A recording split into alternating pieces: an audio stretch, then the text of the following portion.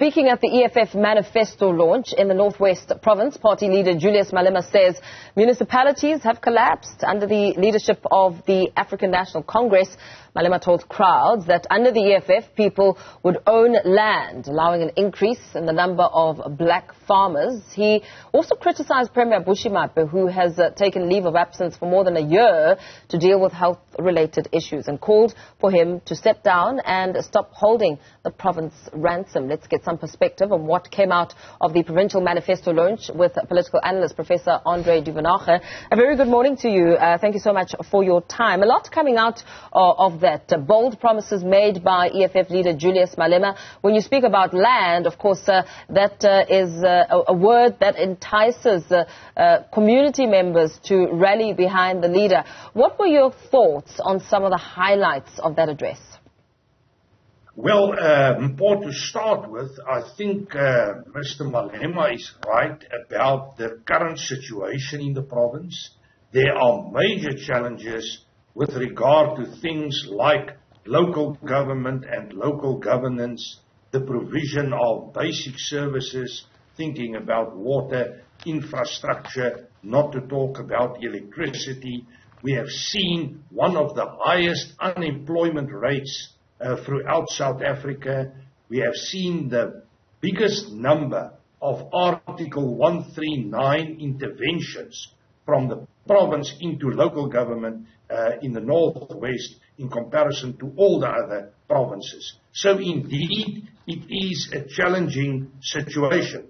I have also received a report recently implicating Nonu Molloy and Colin Mahini in state capture in the post-ANC election period. So yes, there's a number of challenges. The ANC doesn't have a strong record in the province, and we have seen the EFF gaining a lot of political momentum in the 2019 elections, and I believe they would like to improve on this. The ANC, generally speaking, is in terms of support on the decline, and in the Northwest Province, I think the EFF is in a strong position to pick some of this support and probably strengthen their position. Yeah, and of course we have seen that, Professor Duvenhage, just looking at how the EFF turned tables on the ANC in 4 Northwest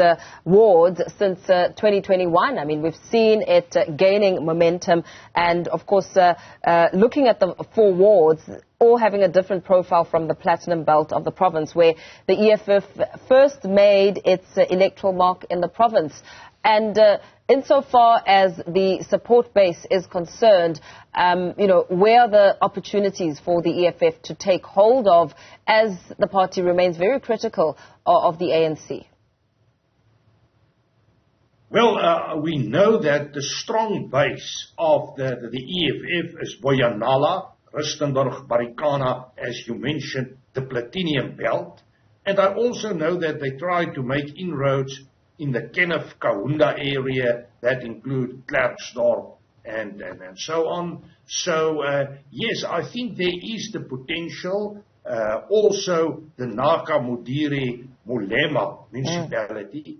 We need to take into consideration that there is still a lot of infighting within the ANC going on.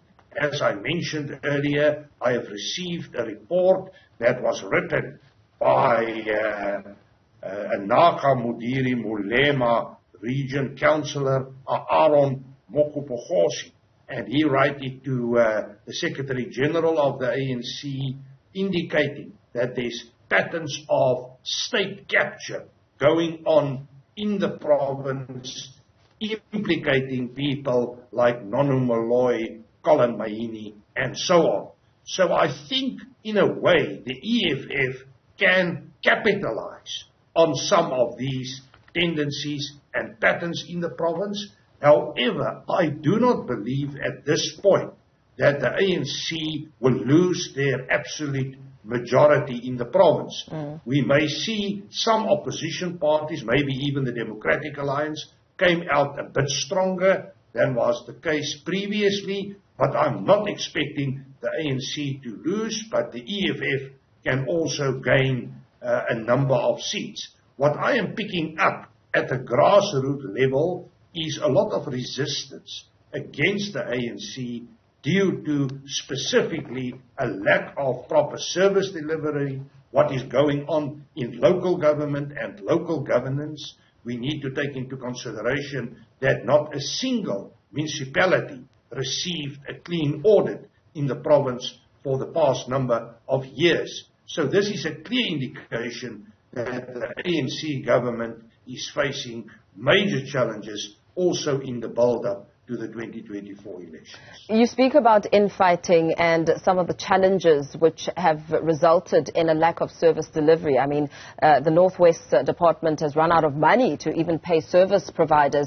And, of course, we know that Deputy President Paul Mashatile officiated the launch of the Northwest Service Delivery Program, which is meant to inspire some sort of hope. But yesterday we heard EFF leader Julius Malema talking about Bushy Maape's role, who has been, citing ill health, and that perhaps, the time for him to resign should be now so that he can focus on getting better instead of watching the deterioration of the Northwest province.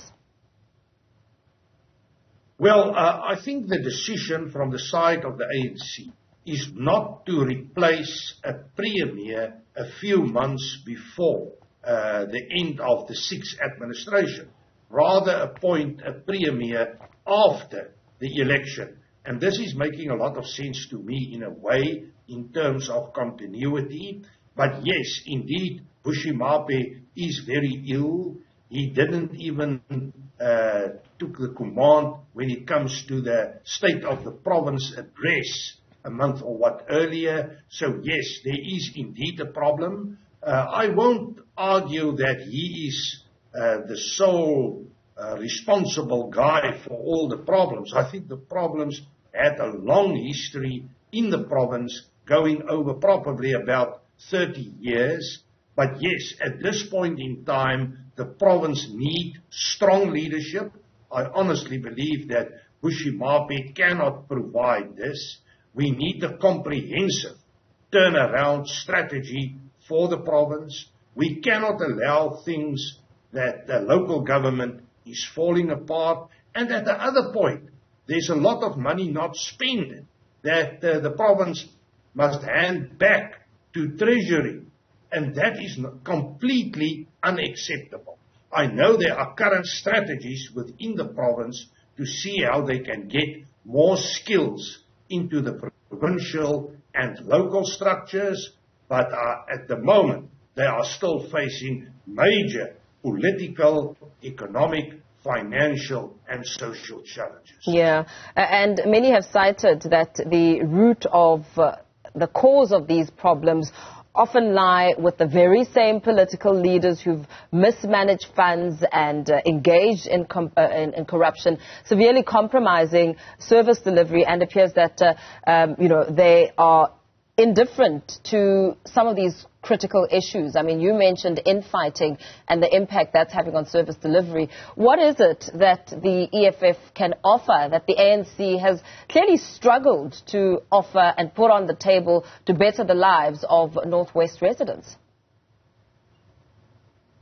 Well, I haven't seen anything that the EFF have put on the table that really made a difference. Where they had an opportunity in Ekurhuleni, the whole coalition fall apart, when they had to work together in coalition format with parties like the DA, it didn't play out.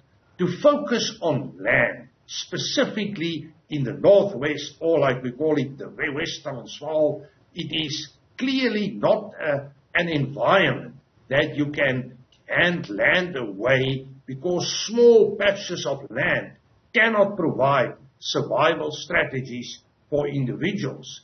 You rather need to go bigger in order to survive, especially in the current climate environment where we have one of the biggest droughts in recent years. So I think the solution is not lying with emotional politics. We need strong government, strong governance, sound principles and ethical leadership. And the latter, the ethical leadership, is indeed a problem. We know about the history of misconduct involving, amongst others, the former Premier Supra-Mahumapelo, who is now back on the ANC lists, probably due to the potential of infighting in the Northwest, and which may result in lower support levels for the ANC in the province. So yes, there's a lot of compromises around corruption, and I think the ANC on a national level is going to pay a price for that. At this point in time, we cannot afford that anymore. We have seen the national ANC is putting the Zondo Commission on the back burner. They are not addressing the real problems. Even Judge Zondo has his concerns about lack of implementing this report. But the fact of the matter is, it is implicating so many senior people within the ANC, and there's a lack of strong decision-making to take processes forward. And the way I am seeing it at this point is that this process is going to continue within the structures and politics of the Northwest in the next 5 years. Very well. Thank you so much for weighing in on this discussion. Political analyst Professor Andre Duvenhage giving us a sense and reaction to the EFF's election manifesto launch.